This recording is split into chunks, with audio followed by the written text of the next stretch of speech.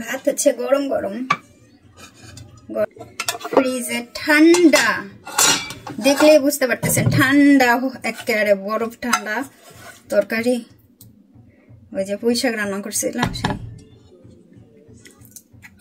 কাঁঠালের বীজ দিয়া, প্রচুর ঠান্ডা। এমনিতেই এখন শীতকাল, আর আমি খাবো ঠান্ডা। এই হইতেছে আজকের খাবার। একটু লবণ নিয়ে আসছি। না, আমার কথা হইতেছে কি প্লেটটা পড়া না যায়। আপনাদের দুলাভাই আজকে নিচে ঘুমাইতেছে, ওই যে নিচে বিছনা করছে, যেটা আমি প্রায় সময় করি। ঘরে কেউ থাকে না তো, কোন রুমে ঘুমাই না, নিচে এসে ঘুমাই পড়ি। আপনাদের দুলাভাই আজকে আমার আমার পদ্ধতি। ঠান্ডা একটু আগে থেকে যদি বের করে রাখতাম তরকারিটা, নো প্রবলেম, নো প্রবলেম।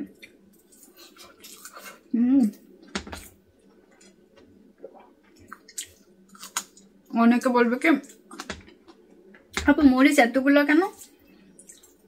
তাহলে বুঝেন মেলা ঝাল নিয়ে আসি, খাইতে পারি না। ওই একটু একটু করে দেখেন সব রয়েছে এখন, ঝাল আছে মরিচে। তারপর ঝাল ছাড়া খাইতে পারি না, সেই টেস্ট। এই খাবারটা যেমন কাছে কি টেস্ট লাগে, প্লেটটা যেন পড়ানো যায়।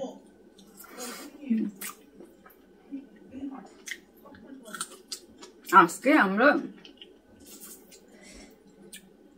অনেক ব্যস্ত ছিলাম সারাটা দিন।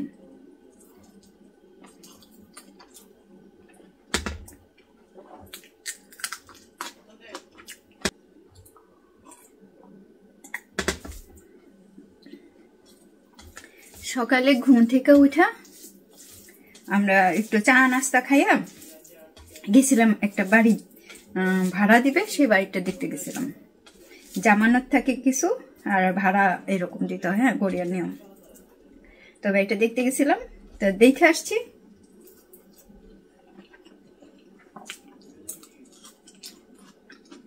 মালিকা যেভাবে কইরা রাখছে, আর আমার তেমনিতে শীত বেশি, আমার অনেক শীত করবে। আপনাদের দুলাভাই বলতেছে এই বাড়িটা অনেক শীত করবে, উনি যে টাকা চাইছে ওইভাবে দেওয়া যাবে না, আরো কমাই দিতে হবে ভাড়া, কারণ এটা আমাদের আর একটু ঠিক করে নিতে হবে। আর তা না উনি ঠিক করে দেবে। এই তো ভাড়া বাড়াইতে পারবো না, একেবারে গ্রামের মধ্যে, না আছে সমুদ্র, না আছে পাহাড়। তো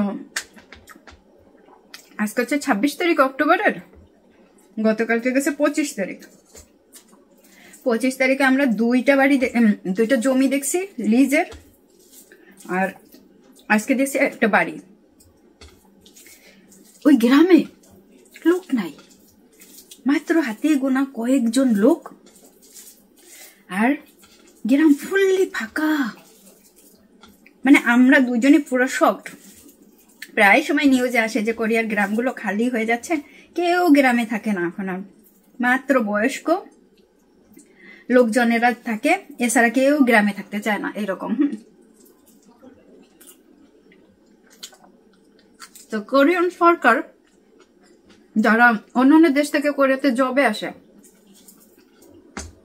তাদের জন্য বিশেষ সুবিধা দেয়, যে এই ধরনের গ্রামে গিয়ে থাকলে পরে কি কি সুযোগ সুবিধা আছে, কোরিয়ার নাগরিকত্ব কিভাবে সহজে পাওয়া যায়, এইগুলো একটু সুযোগ সুবিধা দেয়। হ্যাঁ,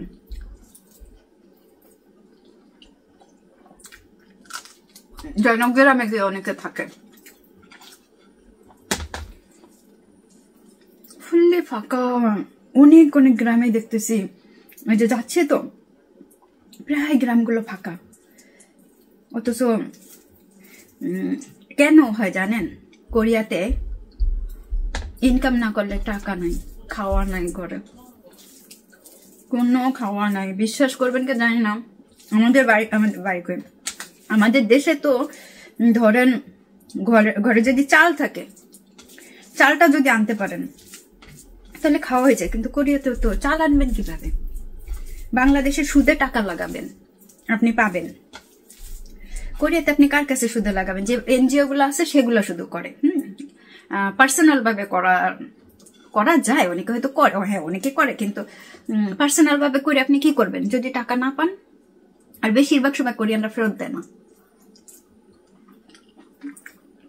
বলে কি সরি, ভেরি সরি, টাকা নেই, শেষ। আপনি কেস করেন, যা করেন, ওইখান থেকে রায়ও দিয়ে দেবে, হ্যাঁ তো টাকা নাই, দিবে কেমনে, মাফ করে দেন। কোরিয়ার ব্যাংকে যদি আপনি টাকা রাখেন তাহলে সুদে কিছু ভাবেন না, কিন্তু টাকা সেফ। টাকাটা আপনি সেফ ভাবে রাখতে পারবেন, একটা টাকাও আপনার কেউ নেওয়া যাবে না। একটা টাকা আপনার হারাইও যাবে না, এরকম কাঁঠালের বেশি। তো আজকে আমরা দেখে আসছি। আর এর জন্য কোরিয়ার গ্রামে কেউ থাকে না, বেশিরভাগই সব শহরে চলে আসে জবের জন্য, কাজের জন্য। আর যখন বয়স হয়ে যায়, কোরিয়াতে ওই রকমই লাইফ। আমার লাইফ যেমন, আমার শাশুড়ির লাইফও এরকম হবে, ভবিষ্যতে তাদের সবার লাইফ এরকম হবে যারা আসবে জেনারেশন, যে বয়স হলে, অসুস্থ হলে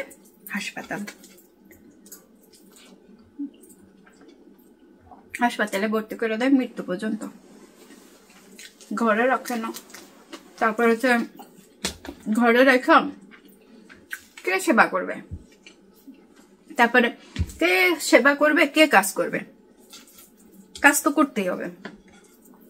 আমাকে অনেকে কয় না, বুঝবেন মজা, শাশুড়িকে বলেন নিজেরও ছেলে আছে,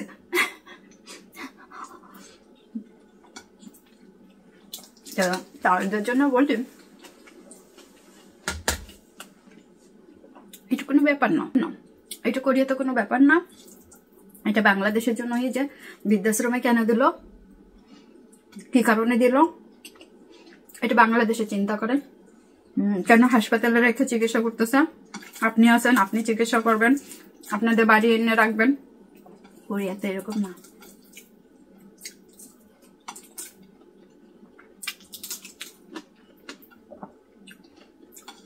কোরিয়ান লাইফ ভেরি হার্ড। শুধু কোরিয়া না, অস্ট্রেলিয়া, আমেরিকা, সব দেশে এরকম। শুধু আমাদের দেশে আমরা বাবা মাকে খুব ভালোবাসি,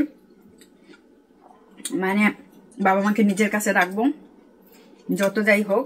ছেলেরা বলবে যে আমি মানে হেতে আছে, হেতের বউ আছে, দেখাশোনা করবে। কিন্তু এইখানে দেখাশোনা করলে আপনার বাবা মাকে আপনি দেখাশোনা করবেন, কিন্তু টাকা পাবেন কোথায়? ইনকাম করবেন কিভাবে? খাওয়া হয়ে গেল, এখন তরকারিটা এমনি এমনি খাচ্ছেন। আর হ্যাঁ, চিংড়ির মাথাটাই তো খেতে নেই মাখানো। এই চিংড়ির মাথাটা খেতে বেশ ভালো লাগে। ওরা তো চিংড়ি মাছের মাথা খায় না, আমি খাই, খুব মজা। তারপরে আমার শাশুড়ি নিয়েও অনেকে বলে, বুঝবেন আমার শাশুড়ি একা থাকতেই পছন্দ করে, খুব পছন্দ করে। সে নিজেই বলে যে একা থাকা, যতদিন পর্যন্ত তিনি হাঁটতে চলতে পারবেন উনি একা থাকতে চান, স্বাধীন, ফুললি স্বাধীন। একা থাকলে আপনি যতদিন হাঁটতে চলতে পারবেন। কিন্তু আমার শাশুড়ির কথায় যখন সে হাঁটতে পারবে না, তখন বৃদ্ধাশ্রম বা হাসপাতাল এরকম